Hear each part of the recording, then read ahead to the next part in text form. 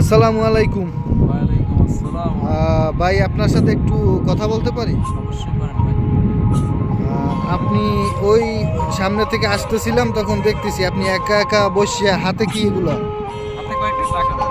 ও আচ্ছা, তো টাকা দিয়ে কি করতেছেন বসে টাকা বসে? নিয়ে বসে ভাবতেছি যে প্রবাসে আসার আগে মানুষ কত কথা আমাকে বলছে, কত কথা মানুষের শুনছি, কিন্তু টাকা কিন্তু কথা বলতে পারে না। টাকার জন্য কথা আমি শুনছি, মানুষের কথা।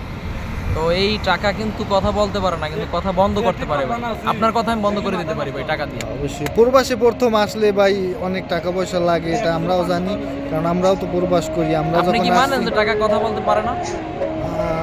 টাকা কথা কিভাবে বলে? কিন্তু টাকা তো আপনার কথা কথা বলতে আমি পারে। বন্ধ করে দিতে পারি টাকা দিয়ে। সেটা কেমনে সম্ভব? টাকা আমি যদি কোনো একটা অন্যায় করি, এই অন্যায়টা যদি আপনি দেখে ফেলেন, দেখার পরে যদি আমি আপনার টাকা দিই, আপনি কিন্তু চুপ হয়ে যাবেন, কথা বলতে পারবেন না। হ্যাঁ, এটা সেটা কিন্তু সম্ভব। বাস্তব, এটা আপনি মানেন। তো আপনি এখন কি মানে কি টেনশন করতেছেন? এই টাকাটা নিয়ে কি করবেন আপনি? এই টাকাটা কিছুই দিয়ে করবো কি না, খালি এই করবেন? এই একটা জিনিস ভাবতেছি যে বন্ধু বান্ধব অনেক কথা বলছে, ফ্যামিলি অনেক কথা বলছে, পরিবার অনেক কথা বলছে, কিন্তু টাকার সমস্যা।